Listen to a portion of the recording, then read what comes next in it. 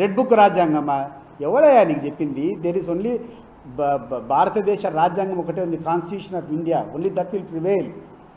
నీ కొడుకు నువ్వేమైనా చేసావంటే వినాశకాలం వస్తే విపరీత బుద్ధి ఉంటుంది అంటారు.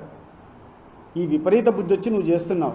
నీ ధైర్యం బహుశా ఒకటి ఏంటంటే అవినీతి డబ్బు ఎక్కువ చాలా ఎక్కువ ఉంది, వీలైతే కనుక గవర్నమెంట్ రాకుంటే ఫలాన్ని భరిస్తాం, ఏ రకంగా అయితే కనుక విదేశాలకు వెళ్ళిపోతారు కదా. ఇప్పుడు పాకిస్తాన్లో ఉన్నటువంటి నాయకులంతా అధికారం అయిపోతానే వెళ్ళిపోతారు, ఇక నుంచి ఇంగ్లాండ్కి వెళ్ళిపోతారు.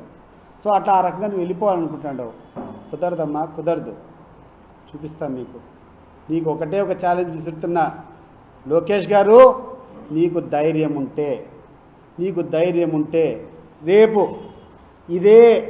ఇదే రాష్ట్రంలో నువ్వు వచ్చి నివాసం ఉండగలిగితే నీకు సాష్టాంగం పడతా నువ్వు చేసేటువంటి అరాచకాలు. గుర్తుపెట్టుకో. ఇప్పటికైనా మంచి పద్ధతిలో నడుచు. ఏం భయపడిస్తావా? ఎవడు నువ్వు అసలు? ఏ అధికారం ఉంది నువ్వు మమ్మల్ని భయపడించేదానికి? ఏ అధికారం ఉంది మా మీద నువ్వు తప్పుడు కేసులు పెట్టడానికి? నీకు ఏ అధికారం ఉంది? ఎవడిచ్చాడు నీకు అధికారం? ఈరోజు సామాన్యుని తీసుకొని జెండా బీకితే 307 సెక్షన్ పెడతావా? ఈరోజు సామాన్యుని తీసుకొని పోయి చితకబాస్తావా రోడ్ల మీద? ఎవడిచ్చాడు నీకు రాజ్యాంగం?